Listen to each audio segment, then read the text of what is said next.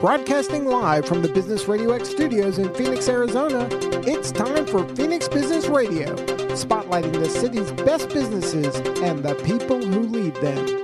Hello and welcome to Phoenix Business Radio, broadcasting live from the Max 6 Entrepreneurial Center right here in Tempe, Arizona, where we help build businesses and connect you with the right people. And I've only had 5 minutes with these right people, and I'm very excited to get to know them better. We have Empire Insurance Brokers team, Ryan Ferry and Mary Wilson. Welcome to Phoenix Business Radio. Thank you. So thrilled to have you. We were talking in, I'll call it the green room for lack of a better word, the lobby. The beige room. So the beige room. It sounds so official. As we got to know each other and came and brought you back to the studio, that you've been in Arizona for a while, but you haven't had businesses here for a while. Is that correct? Yeah, we're established up in the Pacific Northwest, up in the Seattle market. We've been big fans of the Scottsdale area. Big fans. Yeah. Love it. And you've had a home here for a while. We have. We have, like, since I think 2017, I think. Yep, late 17, I believe. Somewhere around there. And Central Scottsdale area, just off of Shea, out towards Fountain Hills a ways. And now we're up in the Rio Verde area. I love it. And you're Arizonans. Of course. And also spending time in Washington? We do have to split time between our home state of Washington, only because we both have children up there still, and exes. So we do have a parenting plan that we have to adhere to, of course. So when we don't have our children with us, we're down here 1 week on, 1 week off. So we do a fair amount of flying back and forth. Okay. So a married couple, also in business together, and it's Empire Insurance Brokers. Before we talk about really the relationship of the two of you, let's talk about Empire Insurance and who do you serve? What do you do? How long have you been doing it? And then we'll kind of do the backstory. So we've been in business since 2006. So 18 years now. Yeah. So we do a little bit of everything. The only thing we don't do is medical. We don't play in that, but we do personal, business, life insurance. Yeah, the agency started in 2006 up in Washington State, and we were originally a captive agents. We can get into kind of the yeses and nos of those two, captive versus a broker. We started as a captive nationwide agent up there in Linwood, Washington, North Seattle suburb. And great. Perfect time to open it, 2006. The economy was roaring. About 18 months in, the wheels fell off the bus, obviously. So we all went through the recession. We all have our own horror story. 80% of the people in my same field lost their jobs, lost their businesses. These are business owners that just couldn't survive. And it was tough. We were on life support there for a couple of years. We were down to minimal staff at the worst part of it. And we just survived. I call us the cockroach after the apocalypse. I don't care, but we literally made it. We rebranded, we grew and grew and grew. And now we're 13 agents, 13 locations in 4 states with California, and 36 employees. It's quite the recovery story. We're pretty proud of it. For sure. Yeah. What's the secret sauce then? How does somebody go from feeling like, oh, when are we going to pull the plug because this is not working, to, oh my goodness, let's keep growing? Well, I can't say this is everybody's story, but my story was I met her. So, so we hope that not anybody else can say that. I know, right? Everyone met me. She's very popular, but she's obviously she's a very bubbly person. She's dynamic. She's highly intelligent. She's very motivated. We complement each other very well. We're both risk takers. We're both entrepreneurs. So the personality sides of us meshed very well. And like I was telling some of my peers back in the day, we were all depressed. Like, it was like, you're laying off your staff. It's just dark, it's not fun. And she just was a ray of light, honestly. And we just kind of blossomed together, and I was happy, and a happy salesperson just sells more. It's just that simple. When we got together, he had one part-time employee. Like, that was it. It was that dire. One office, one part-time employee, and myself. And you hired Mary, or you started dating? No. I just started dating Mary. Okay. We just started dating. He met me on eHarmony. Yeah. Okay. Yeah. So we're a success story from eHarmony. For sure. Yeah. We never got our commercial. We made it. Yeah. I love that. And a little side note, when we were married 7 years ago, our friends married us. He's an ordained minister, and he's got 100% success rate. Like, I think at this point he's married probably 20 couples, and all of them are still together over 10 years. That's so important. So we're not allowed to get divorced. So Right. we had to sign a Right. contract for that. We got to keep the rate up. That's It was. right. We're very laid back. We're very relaxed, chill. We like to just goof off, have fun with each other. It's a really good dynamic. So Yeah. It sounds like it. So I was thinking, you're like, Mary was, she came in to apply for a job. I interviewed her. no, I didn't. She break wasn't that interested law. in me at all. She didn't even want the job, Right. but I grew on her. No. Well, there actually is. So as the story evolved, I always called it getting yourself a Tina. So I came across this very, very highly skilled person because when we finally started to get a little bit of momentum, we had to bring someone on. I needed someone to kind of quasi office manager, operations. And I met this young person named Tina. Well, young, she's my age.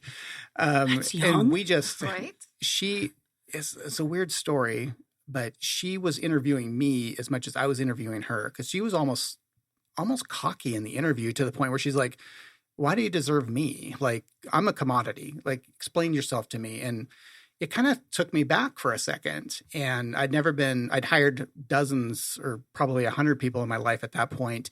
And I was like, well, this is kind of cocky. Like, this is interesting, but it worked. And long story short, she came in. We really transformed the agency. This is still pre-Mary. Mary and I were still a couple, but this is before. Mary had a very successful career of her own. She's a project manager. I was in IT for years. She's got an MBA. Years and She's a years. very dynamic person. So to be candid, I couldn't afford to hire someone of her caliber. It was But really Tina that simple. was looking like Tina the next was candidate. Tina was looking like Yeah. the Tina was awesome. safe option. Yeah, Yeah. and Tina and I really kind of just got the business going.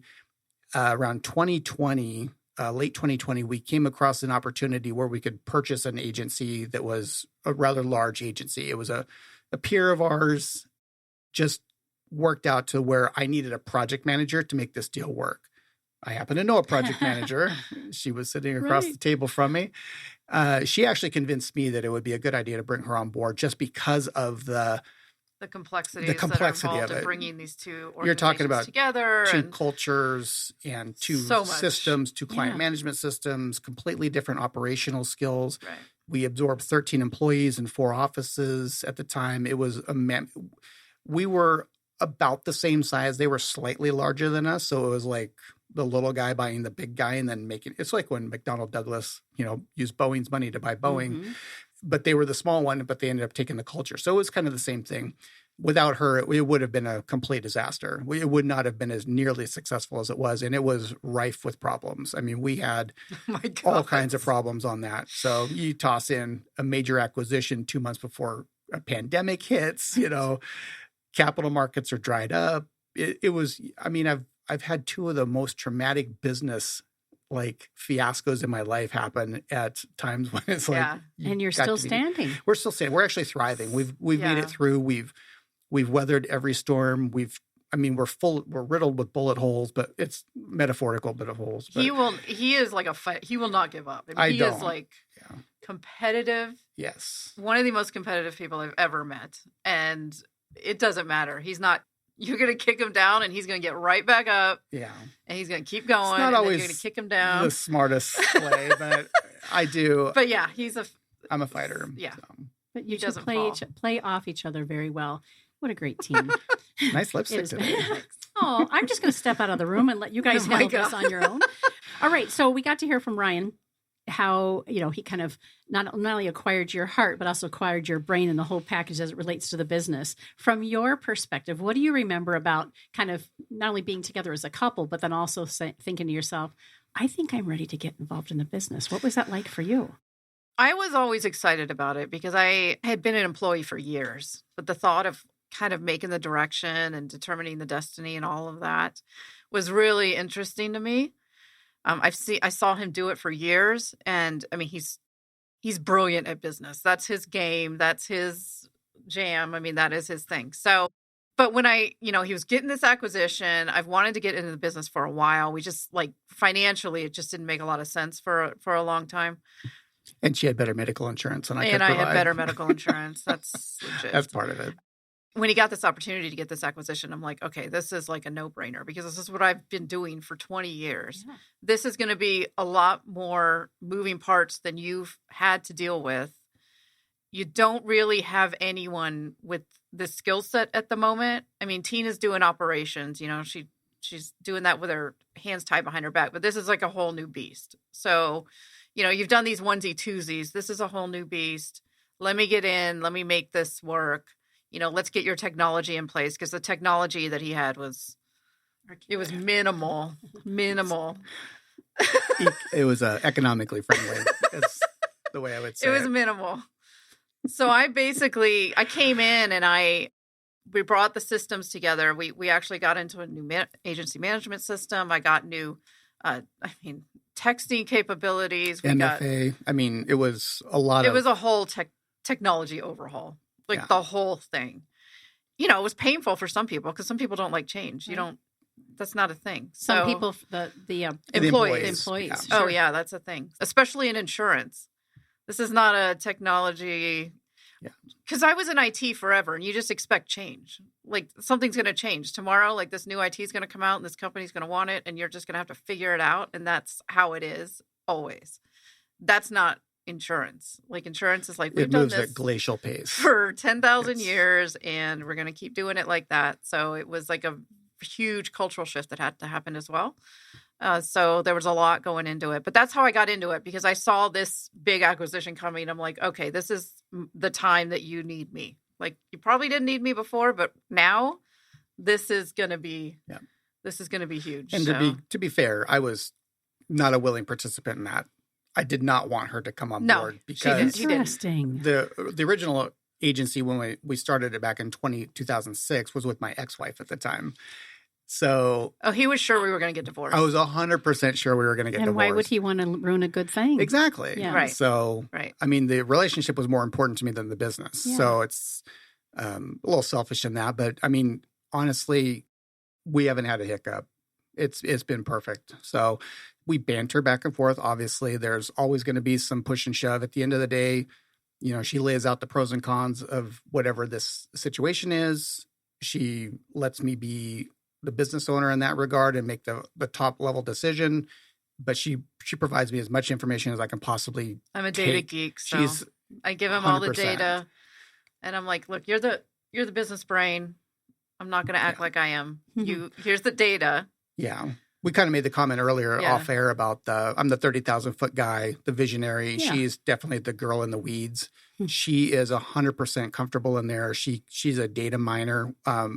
Our industry is completely data driven now. There's nothing that insurance companies are second only to the government with as much information as they track about an individual. So knowing what you've got, knowing the benefits and the demographics of your clients, the makeup of the book of business that you have is really where the revenue comes from an insurance agency. So making sure you've got the right products available to the right clients because of their specific needs. It's all completely data-driven and all managed by Miriam. Yeah. Yeah. I'm like the Amazon of the corporation, because I'm obsessed with customer satisfaction. I'm like, if a customer is not happy, like, everyone knows about it. If it wasn't cliche, we'd call her like the customer experience VP. Yeah. But everybody's done that now. It's kind of. But that's one of your specialties, is Yeah. making sure that the relationship Correct. is important for everybody, all stakeholders. Yes. And I'm always looking at the data to see, do we have any issues? Are there any trends in what customers are telling us and things like that? So, things where we can fix, because no one's perfect and we're never going to be perfect. But I always want to work on, how we can make things better for the customer, because an insurance is insurance. It's not exciting. It's not sexy. It's not, It's a necessary evil. Instagrammy, but. Oh, you guys would be awesome. Or do you have an Instagram? My mind is already racing for the two of you. I don't think we're on Instagram. Twitter and We do need to get an LinkedIn. Instagram. That's a fail. I couldn't bring myself to do Twitter ever. So, but the personality, the dynamic, and really the energy between the two of you is palatable. So, I love it. Let's talk a little bit about the specifics for our listeners and viewers when it comes to the products and the service that you provide. So you had mentioned, Ryan, early on, you're a broker, and then you had a new phrase that I've never heard. Captive. Yeah, it's funny. That's just such an awful word. It is, isn't it? Right? And I've never, Right. Yeah. Is that your word or have other people? No, that's an industry term. Oh, it's maybe I wasn't listening, but that's the first time I've heard it. So for our naive audience, myself included, what is the difference between broker and captive? I think I know the answer, but tell us. So a captive or exclusive is another term that kind of interchangeable. Captive is kind of the nomenclature for an agency that only represents one brand. Sure. So think of it as your State Farms, Allstates, Farmers, American Family, some of the local ones out here. There's other smaller ones out there. Generally speaking, there's some tangents you can go off on that, but generally speaking, they represent one brand. Mm-hmm. They work for their independent agency owners, just like we are. They own their book, or they have the ability to direct where that book goes if they wanted to sell it or something. But for the most part, they represent one brand. So they're beholden to that brand, their rates, their product lineup, the rules, like absolute mass pandemonium in our industry right now.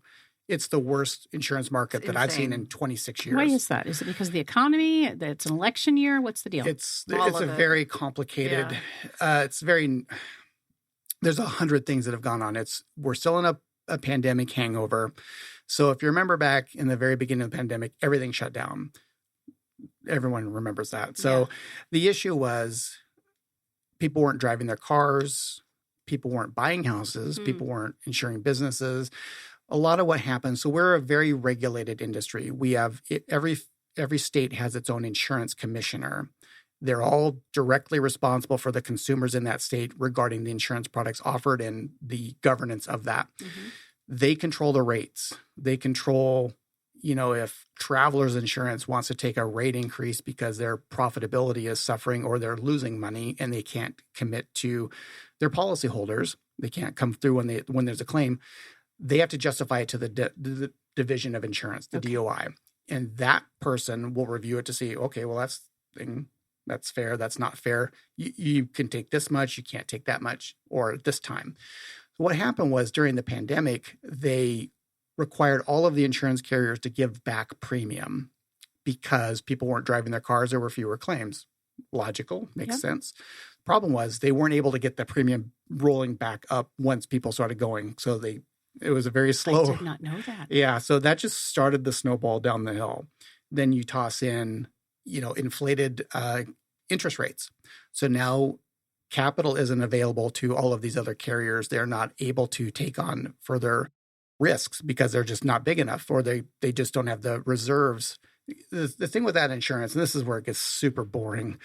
I'm just going to apologize in advance. So you always have reserves. So every time you pay your premium, part of that goes into the bank and it stays there to pay future claims. Mm-hmm. Depending on the ability for that big chunk of money that insurance company controls, they can make money on that and get more money into the premium. So they don't have to charge as much because they do get to have a little bit of a profit. They're allowed a reasonable profit. Reasonable is a very subjective term. Reasonable to the DOI might be 3%. Reasonable to the carrier might be 7%. We're not talking huge money. This isn't where there's massive windfalls and stuff like that. We're talking very similar small margins, grocery style margins. So the middle, they're making 1 or 2 cents on that can of soup. So when they don't have enough money in the bank, they can't grow their book. They can't expand into other markets. They contract. So after that, the interest rates, the thing that's really misunderstood in the market is insurance companies have insurance. They have to buy their own insurance policies. It's called reinsurance, and that protects the carrier, like a State Farm or a Nationwide, against a hurricane exposure, a wildfire exposure. So think about, you have collision coverage on your car, you get in an accident, you have to pay your deductible. Well, they have a deductible. It might be $100 or $250 million as a deductible, but after that, the reinsurance company is starting to pay for that claim. Mm-hmm. Reinsurers are not in the market of offering coverage right now because there's not enough money in it. They can't make the money. Oh. So that's what's driving everyone's rates up right now. I don't know if you've personally felt it, but many of our clients have experienced significant double-digit. Oh my gosh, the rate increases are crazy. And is this on particular policies or all of them? For the most part, it's auto insurance. That's really the driver at the moment. Homeowners is not far behind it. Homeowners has a little bit different of a problem right now. The issue with that is the wildfire exposure is changing on a daily basis in America. There's a lot more significant wildfire events, and they weren't a thing 5 years ago. Mm-hmm. And whether that's media driven or it's reality, there's just more wildfire events nowadays. Mm-hmm. And when that happens, the insurance companies, they have to charge more because there's more losses or bigger losses. And if the division of insurance isn't allowing them to take that rate fast enough, they just say, we can't do it.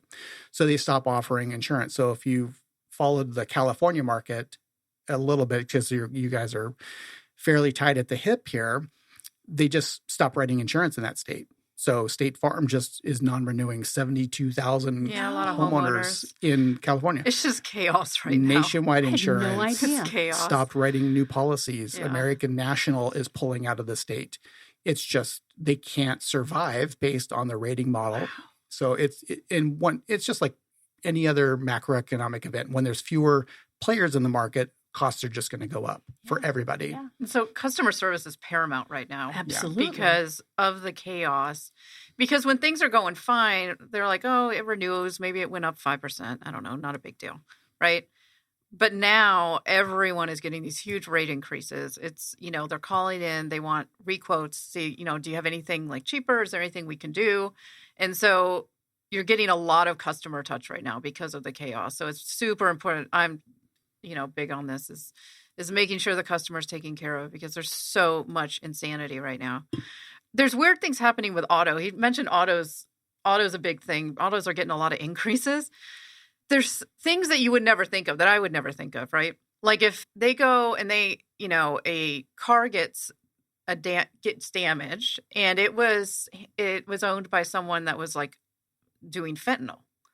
Yeah. They can't go in to fix the car because it's too dangerous. A lot of that's like on a theft situation. Yeah. So your car gets stolen. It's bizarre. This is a big thing up in Washington and we've State. never. That's how new. You would It's never think about bizarre. that. So someone steals your car and they recover the car. However, they find drug paraphernalia in it. The assumption is that fentanyl is part of that drug paraphernalia. So, and that's the case. It's lethal if you get it on you if you're not prepared for it. So body shops just don't fix those cars. Right. So if there's damage, you just have to total the car. It might be a $30,000 car that you just can't repair. So it's scrapped. And our insurance is not going to cover that. They do cover it, Oh. but it's just costing That's more why to pay for the that auto claim. rates are going up Okay. because Because of these Yep. weird It would have been a circumstances. $6,000 repair, let's say, but now it's a $30,000 total loss because there was fentanyl involved. It's these little weird things, and you think, you don't think anything of it. Did you know that catalytic converters are like $2,000 to $3,000 to replace on your car?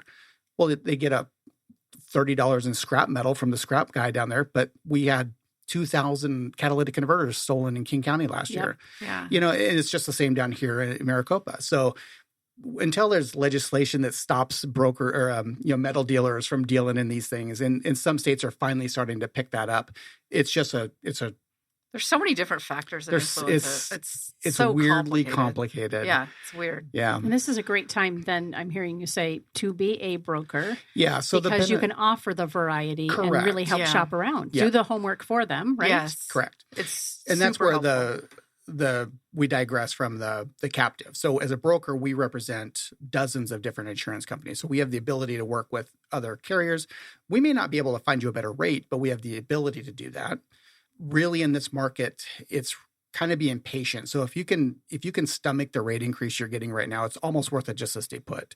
Don't switch from carrier to carrier because you're almost penalized by doing that. Mm-hmm.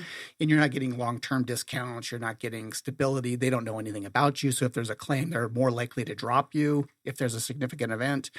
And there's levers you can pull. You can up your deductible. You Yes. can lower your coverages, things like that will lower your rate just naturally with who you're with. Yeah. Because you get discounts and benefits from being with one carrier for long amounts of time. Yeah. So there are things you can do.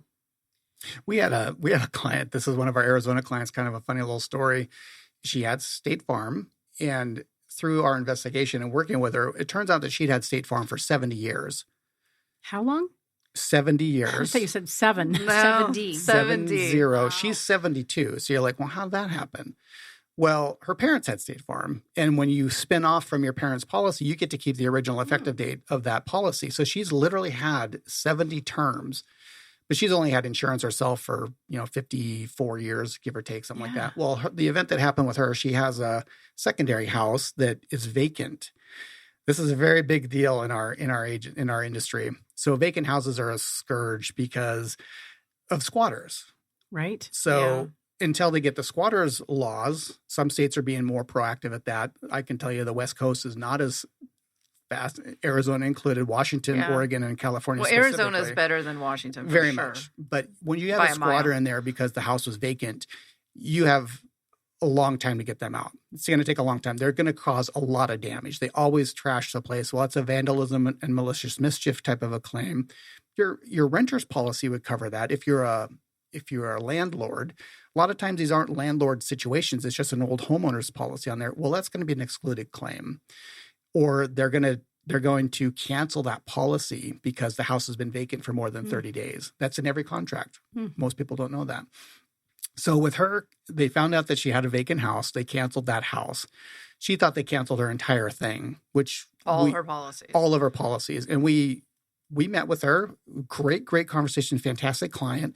Very willing to do the right thing. She thought she was going to have to switch everything over to us. I'm like, no, actually the smart play here would be just let us take care of that vacant house. We want you to stay with State Farm because that's where your benefits are. They're taking great care of you on every other thing. This is just an oddball piece that we can carve that out because we're brokers. We can do that.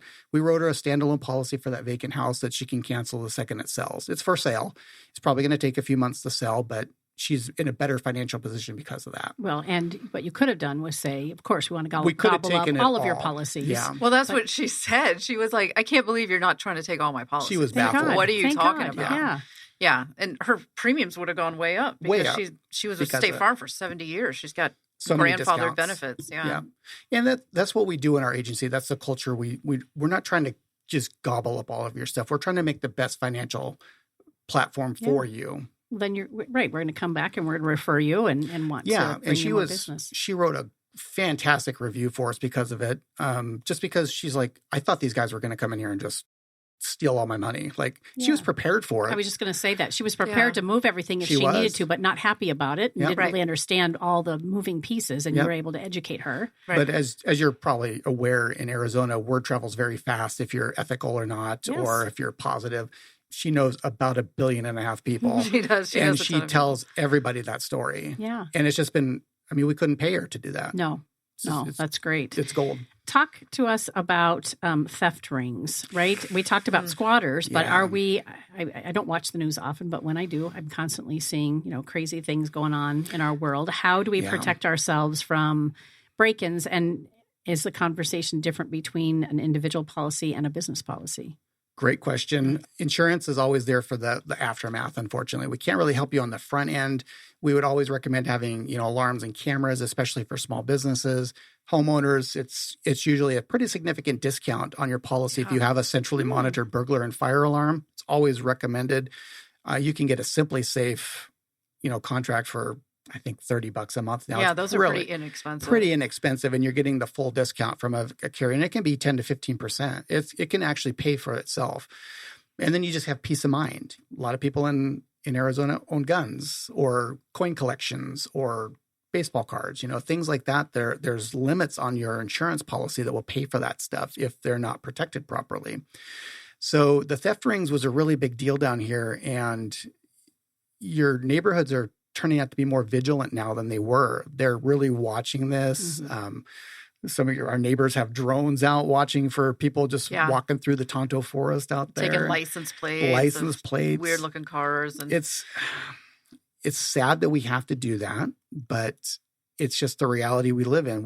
There's a lot of theft up here only because it's just accessible. So the theft rings was a really big deal. The police have done a great job, I think, of kind of jumping on that. Scottsdale police, for sure. Yeah. They've been very proactive on that. We're very impressed.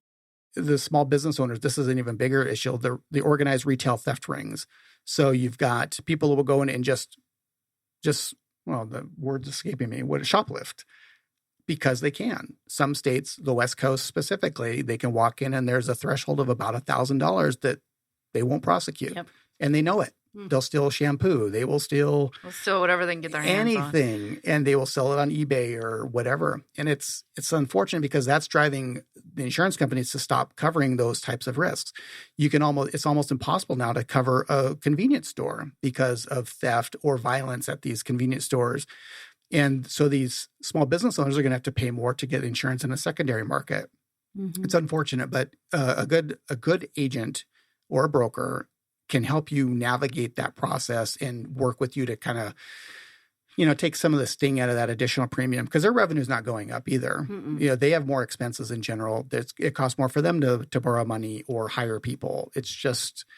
We're just one component of an already painful process of being a business owner. Yeah. People have a lot of things in their houses they don't think about insuring. For example, we have friends, he's got a football helmet collection that's signed and a lot of them. He has 15 Super Bowl helmets signed by, Joe Montana. I didn't want to say O.J. Simpson, but I think he's got an O.J. Simpson one. But they're very valuable. But he wouldn't have thought to have insured No, them. you don't think to have insured, No. Because they asked you for the, how much contents, and you don't think of the value of these things. So if someone comes in and steals some of those, it's not just a helmet. That could be several $1,000s. Right. It's got a lot of value. Insurance company is only going to give you the actual cash value or the replacement cost of the helmet, not the signature on it. Right. Unless there's proof of it. And you have to think to tell your insurance agent that. They're not walking through your house. They're not a realtor going through, looking at everything, or an appraiser, right? Yeah. You have to think about, what do I have that's super valuable that if I could sell today for thousands of dollars? Let me tell my insurance agent about that to make sure it's on my policy. Yep. So your team is clearly asking those questions. Correct. And helping kind of, find out what do you need most and how do we customize? Yeah, because really the worst day in our industry is when you call us and say, I've got a claim, and we're like, sorry, you don't have coverage. Right. It doesn't make us feel good. You're going to be angry and frustrated with us. Well, you didn't tell me. Well, you didn't tell me you had this stuff either. Right. So who's really, but that's not our job. We want to, if it's just an economic situation and you just can't afford it, that's fine. But we want to make sure you have the right information to make a valuable, educated decision. That's for all sure. Right, because you don't know what you don't know. Yeah. So every day there is a new story about some major institution having their data compromised. This is a big topic here at our studio quite frequently. What are ways that businesses and individuals can protect themselves better in, the event that something like this happens? Is it it's an insurance conversation? It is. Absolutely. Yeah. Cyber insurance is probably the fastest growing segment in our industry right now. Cyber insurance. Insurance. So whether it's a personal policy that's a rider on your homeowner's policy, you can buy individual standalone policies, or more frequently, it's a business product because you're fiduciarily responsible for the data that you control. Mm-hmm. So we have about 17,000 clients in our agency. And we're responsible for their data. We have their social security numbers. We have their banking information. We have their medical information because of the life insurance policy. We have a lot of sensitive data that if we're unfortunately compromised, we're responsible for paying to get them back to where they were. That's not inexpensive. These are not cheap claims. So depending on the state where you're at, you have to provide credit monitoring for them for X amount of years after the fact if there's an event. Everybody, literally everybody at this point has had their data compromised. There's no one that hasn't. I was part of the Home Depot fiasco 10 years ago. Mm-hmm. I had my bank account compromised and they were buying gift cards for my bank account. Whole other story, but they were responsible for providing me a credit report for that for X amount of years. We educate clients on getting an MFA process, a multi-factor authentication. Again, that's one of Mary's strong suits. So when she came in, one of the first things she did was implement that in our agency. So we have an exposure. She filled the gap. It's not bulletproof. You can't be bulletproof, but you have to be able to have the tools in place to help when something bad goes wrong. Mm-hmm. So we educate all of our clients to get cyber insurance. There's recovery for your data if it is stolen. We pay for CPAs or attorneys to come in and clean up the mess. That's what the cyber policy is going to cover. Okay. Yeah. Interesting. It's so boring. It's so boring. But. Well, but thank goodness you can do, again, all the research and get all the information for us that we can make an educated decision. For sure. Let's talk also about employment practices and lawsuits. So what's happening around this so that businesses can protect themselves? Yeah, kind of like the story you were telling about. it was kind of funny. We joke about it, like hiring your spouse, for example, that's its own problem. But what you can and can't say in an interview, what you can and can't do in the workplace, what was perfectly fine yesterday is not necessarily fine today. So employment practices protects a business, specifically a business, for the wage and age discrimination lawsuits, sexual harassment, wrongful termination, things of that nature. So if you just, and these are, I don't have the exact number, but I'd be bet it's the vast majority of the time. These are just differences of opinions and situations where someone said something that they wouldn't have told their grandma at church. And they didn't mean anything by it, but it obviously wasn't appropriate. So someone got beefed up about it. Someone got upset. Yep.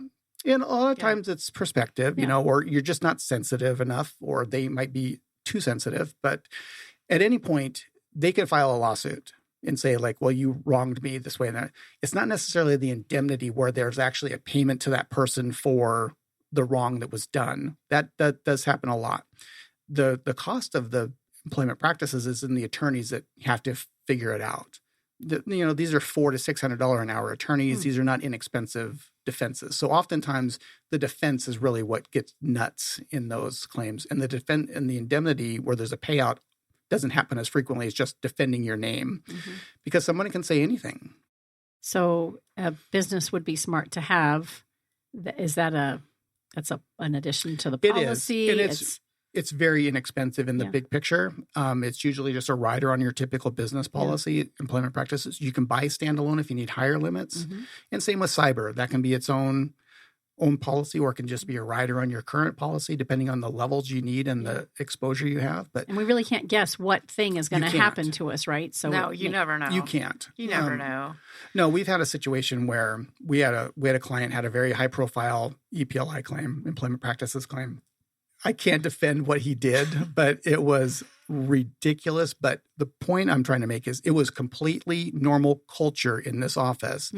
They had, trying to figure out how I can say this without getting... Maybe not. It was a risque culture. It was a risque culture, and it was perfectly fine when it was all the boys. They had a female in there that just didn't partake in that. They treated her like the boys. She didn't appreciate it. She got a significant 6-figure lawsuit out of it, a payment out of it, because it wasn't acceptable. I'm not justifying it or condoning it at all. It was highly inappropriate, but because it was fine yesterday, it wasn't fine today. And that's really how a lot of these things start. That happens all the time. All the time. Sure, it does. And more and more people are defending their beliefs and their place, and perhaps they should. But we need to be smart and be aware of what's happening and be protective. At the end of the day, insurance is just there to protect you when your common sense fails you. Common sense is really lacking, I'd say, in a lot of our life, in our industry at least. Or when things happen. Wildfires, hurricanes. Yeah, and sometimes we don't know, right? I was going to say naivety, but if we don't know, we don't know. No. So to have a layer of protection there. Correct. How about, we talked a little bit about vehicles, but I'm curious about, can you share a little bit about the pros and cons of using your vehicle for business?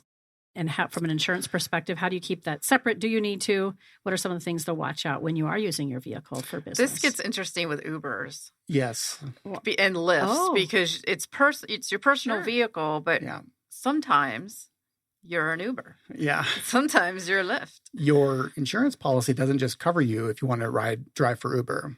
You have to tell your agent that you're driving for Uber. Maybe your current policy won't accommodate that exposure. Because at the end of the day, they're underwriting you. You have your car. We know you. We don't know about the people in your car. You might have Larry Bird in your back seat, and you get in an accident and you hurt Larry Bird. That's going to be an expensive claim, versus having Ryan Ferry in your back seat. It's not as expensive.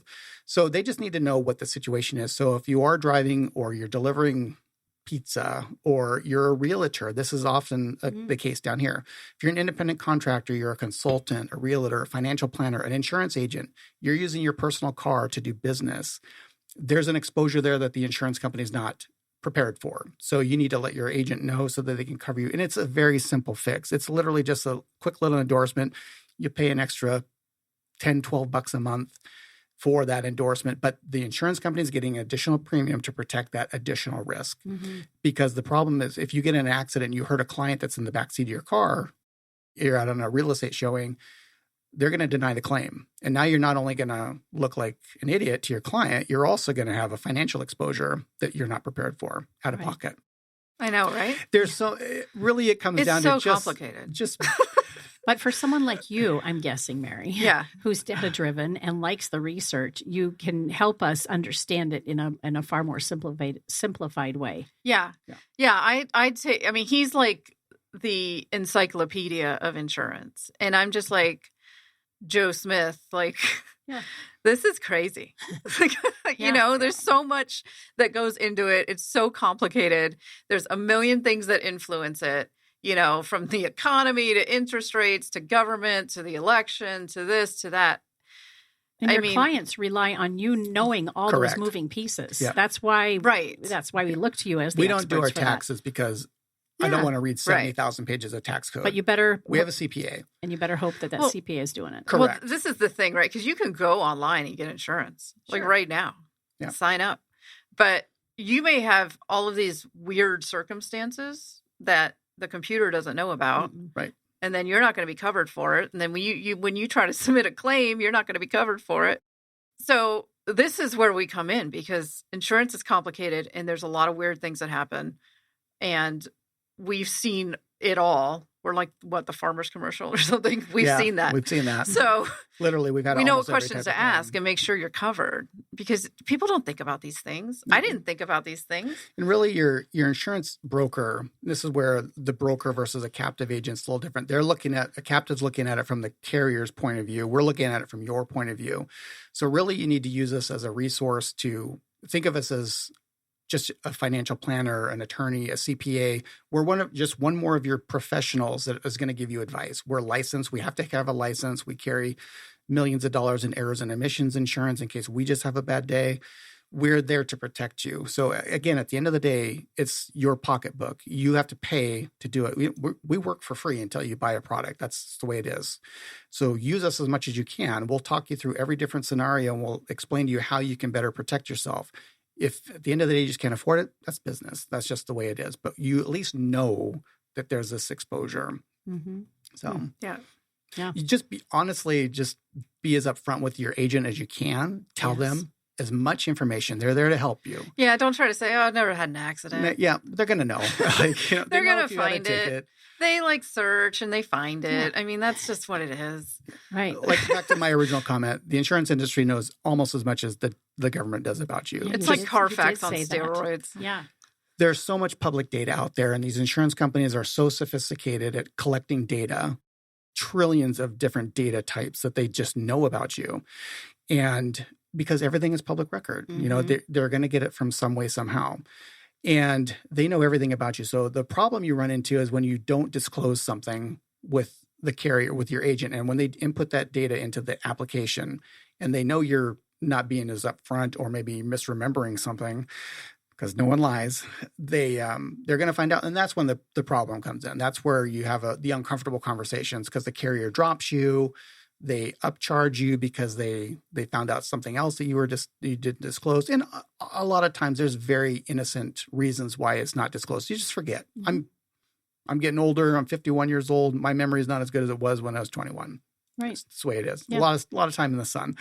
So, things happen, but you have to be able to recover from that. And that's where an agent's going to help you. Yeah. Yeah.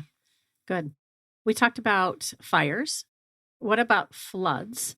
How do folks protect themselves, or can they? I mean, I've heard different things. I'm not necessarily in a flood zone where I have to be worried about, but I do hear different stories. What do people do? Can they protect themselves from this kind of situation? Yeah, absolutely. Floods are a hot mess. Yeah. Because water destroys everything. Yeah. And what's a flood? Right. Oh, really? Does that matter? I mean, that comes down to the little nuances. So a flood's defined as water that's not supposed to be there, and it's covered 2 acres or 2 adjacent parcels. So if you live in a normal development down here, we get significant amounts of rains in very short amount of time here. And it's very unpredictable. You might go years without a significant event, but there's washes here for a reason because Mother Nature wins. And when too much water gets in there, you need flood insurance. Flood is excluded from your normal homeowner's policy. And this could be if you're on the coast, if there's a tsunami, that's a flood. hurricane surge, storm surge from a major tropical storm or hurricane in Florida and Texas. It's a very big thing. Those are all excluded under your normal homeowners policy. Again, very bad days when you call and tell your agent, like, hey, my neighbor's pipe broke up there and all my house is flooded. Well, does that qualify as a flood, or is that just water intrusion? So there's a lot of different things. It's just better. If you're not in a flood zone, it's pennies on the dollar to have a flood policy. It's really? It's super inexpensive. Super cheap because you're not in a Super flood zone. cheap. So they anticipate that you're not going to have a flood. And flood, to your point about this example of the neighbor pipe bursting or whatever, let's say my washing machine or my dishwasher or whatever, a pipe breaks or whatever, I don't know the right terminology, but I come home and my home is flooded. You're is that fine a different on that coverage? One. Okay. That's different. That's homeowners. Yeah, that's homeowners Yeah, insurance. So in that scenario there, and this happens every day, your toilet backs up, your dishwasher fails, the hot water tank breaks. Yeah. Those are events. So the irony is they will cover all of the damage caused by that water, but they won't cover the hot water tank that exploded or the toilet that broke. Right. That's a maintenance issue. That's a homeowner's thing. That's on your cost of the house. But they'll cover the $30,000 in floor damage that it did because you have to replace all your hardwood. So it's very ironic.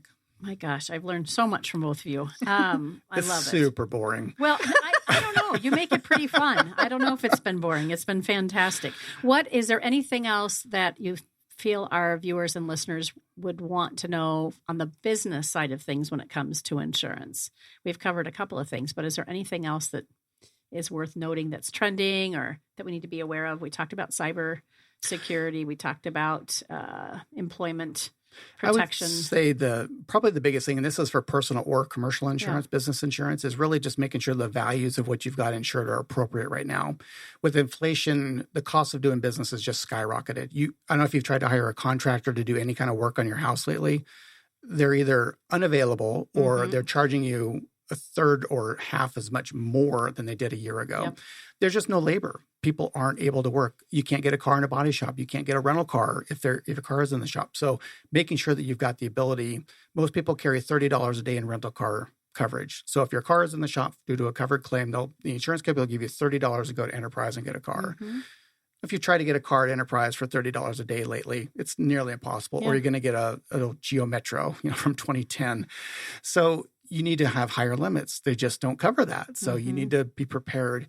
The values of your house are gone. The replacement cost of your house is significantly higher today than it was a year ago. So that doesn't mean that you can sell your house for more money. That just means that to repair it, if there's a damage or a claim, it's going to cost you just that much more to fix it. And you just might not have enough coverage. So you need to make sure you're having those conversations yearly with your insurance agent, your broker, making sure you've got the appropriate coverages. And you can mitigate the cost with higher deductibles. Most people shouldn't turn in a claim on a homeowner's if it's unless it's over about $2,500. You really shouldn't be turning in a homeowner's claim nowadays. It's just not worth it. They're just going to drop you, and it's going to be impossible to get a replacement. Talk to your agent about that. Talk to your agent about that before you put the claim in. Yeah. Always call your agent. We advocate for our clients. We're there through the claims process. And I know I'm spewing all of this data out there for you and this information, but really just have the conversation with your agent, because there's a lot of times when you just should not turn in that claim. Or if you want to have a conversation about it to see if you should turn it in. That's what you're there for. We're there off the record. We're there as your advocate to help you. And if you do want to turn it in, or if it's 10 o'clock at night and you call the carrier directly, they have to start a claim. That's what they have to do. Now they know something happened. But your agent isn't going to do that. Agent doesn't necessarily have to do that because we have we're there to advocate for you and educate you through the process. And the carriers want us to do that. Yep. They really do. It's not like this is like you're cheating or something. This is literally the way it should work. They want us to educate their clients and make sure, because they will pay the claim. They absolutely will pay the claim. But should they? Is it in your best interest your to do that? Your premium will probably go up. Your premium will go up. It's a talk with your agent. Yeah. Pros and cons. But from a business perspective, there's a lot of things that go into a business policy. Like I hear him when he's talking to clients. I mean, it's like an interview. It's like you need your payroll. Yeah. How many assets do you have? How many buildings do you have? Do you own them? Do you not? How many trucks do you have? Do you have any cars? All of that. Yeah. And it's a process. As the year goes on and, in this year term policy, you have to constantly let us know okay, I got a new driver. This driver left. It's constantly keeping all of your data up to date. And then when it renews, did your payroll go up? Did your expenses go up? Did your revenue go up? It's a constant back and forth on the business side. It's not a set it and forget it. No, It is not. No. Definitely not. Yeah. No. Yeah, it's important to have a good relationship with your agent there and be able to tell them, things that are going on, whether you're experiencing a downturn, an upturn, whatever, because it all affects it. And you want to make sure you're covered based on your data. So, yeah. Mary, when you started with Ryan and he was like, I don't know, this is a good idea. Yeah. Did you kind of have a vision, either of you for that matter, have a vision for how successful you would be at this point? I mean, you've opened how many offices in Arizona now? Two offices in Arizona. Yeah. Yeah. Did you have that foresight? I knew he could do amazing things. I knew it. I knew we could make this bigger. We could do good things. I didn't really anticipate that we would be this successful, to be honest. But I thought together we could do this really well. Mm-hmm. So I was excited. I was, there was all this potential and owning a business. I mean, the good goes with the bad, right? You have upturns, you have downturns, and you got to kind of roll with it. And I have learned that over and over and over again, but still learning it. But it's super exciting to see it grow and see what we're doing. And I'm a tech nerd, so see what I can do on the tech side to make customer service easier, better, Mm-hmm. The customer experience better, the employee experience better. That's super exciting to me. He's bored as hell with that. So that kind of works out. Yeah. Right. So, who leads the team? Is it a combination of both of you, or do you have somebody who does that? we have a director of operations. Okay. That handles a lot of stuff for us. Her job is to keep us out of jail and keep the licenses all up. I joke about that, but really she's integral to the. Huge. She's huge. She absorbs a lot of the fodder that just comes from just the Day to normal day. stuff. She handles a lot of the carrier relationships. So if there's a compliance issue, we needed a form or a waiver signed, and we didn't have it. She controls that. A lot of different stuff. I'd say I'm very much that high level guy still. We have a weekly team meeting, and I get on there. We make it fun and lively, and then the hammers come by. Sure. I've got two velvet hammers, Mary and Christina. And then we also have a commercial lines manager that when we sell commercial, there's so much back end stuff that has to happen. Someone has to manage that process, and she's responsible for that. Handles all of the renewals coming up for the clients, and the team will handle all of the getting the data out. But we're very much a team, I'd say. Yeah. We have different strengths and weaknesses, and I think we we're kind very of know each other's roles and Very okay, much. this is you, this is you, Yeah. this is you. With all of you. It is kind of funny. Right. The employees will come to us. It's very much like what'd your mom say? What'd your dad say? Right. So it just kind of works out. We're very family friendly in the agency. We all have kids. We all know that there's soccer games, there's, whatever. We're very flexible. We love to make sure that our employees are happy. Mm-hmm. We have a little contests with them all the time. We have contests all the time, and we have virtual happy hours. Yeah. Fun. Once a month. So This Friday, we all get on. eventually. Yeah, that's right. We close the office early. Everyone has a cocktail. Yeah. Because we are so spread out with 13 offices in 4 states, it does get a little challenging to bring camaraderie. Yeah. A lot of times they won't come across each other. We're just not. Yeah, in this close age enough. of remote, it's super hard to Yes. foster personal relationships. But it sounds like you're doing it. Yeah. So you We're mentioned trying. 4 states. I heard Arizona and Washington, but what are the other 2 I'm not aware of? Oregon, we have an office in Beaverton, Oregon, just west of Portland, Mm-hmm. right next to Nike, and Carlsbad, California. Oh, excellent place. One of my favorite Very places. beautiful, but probably our most painful office. Hard. Yeah. Yeah. Are you looking to add more agents? Are you currently Always looking to add Always. agents. Yeah. And what does it look like for someone who might be listening and viewing today? They're like, I really like these 2, and I either have an insurance background or I don't. What's the first step? Really, I mean, it's the old adage: if you like what you do, you're never going to have a job. I love what I do. I literally fell into insurance. It's like anything. Like no one goes into insurance. And no one is in 3rd grade going, I want to be an insurance broker. Yeah. Like it's just not. Yeah, I know. She says it's not sexy. It is not sexy. No, the Like, dream job. It's not the dream But- job. Yeah, but it's awesome.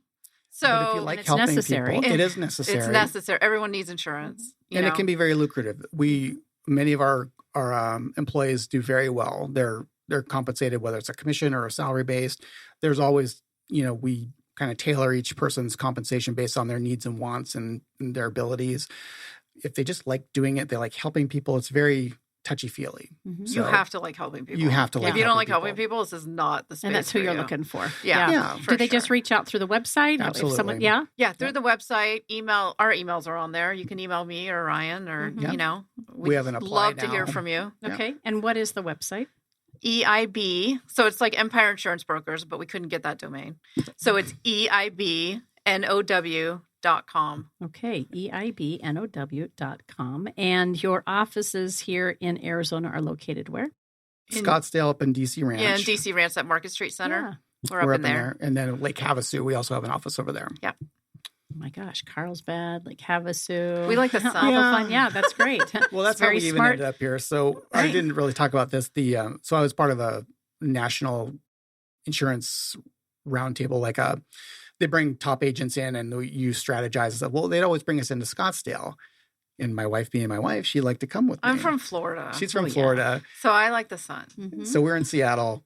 Rain, constantly. 9 months out of the year, it's overcast. She's comes. She goes, "What is this place?" I did. I was like, there's no clouds in the sky and there's sun like every day. And this is like December. What is we're- happening? And why are we not here? She's like, You "Why fell do we in not love live with it. here?" I completely fell in love with it. I love it down here. I love, love, love it. I love the landscape. I love the people.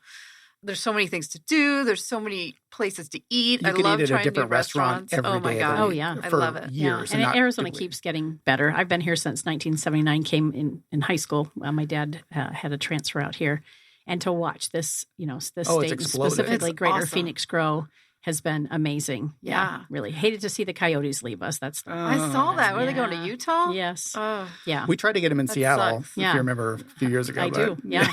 But yeah. Well, it has been a pleasure to get to know you. I had said that when we started the conversation an hour ago. I told you it'd go Was very it really fast. an Yeah, hour? it's been an hour. It did go fast. And I yeah. said to our viewers and listeners that, in just the 5 to 10 minutes that we had gotten to know each other already, I was very much looking forward to the conversation. You both are dynamic, and your team and your clients are very lucky to have you. So appreciate your time. And again, Mary, for reaching out and saying, hey, we'd like to share our story. I'm so glad you chose us to do yes. that. Thank you. Yeah, you bet. We No, appreciate you've been a it. great host. We appreciate it. Thank you. You've been listening to Phoenix Business Radio, broadcasting live from the Max 6 Entrepreneur Center. Some media leans left, some lean right, and we obviously lean insurance. Until next time, I'm Karen Nowicki. Thanks for listening.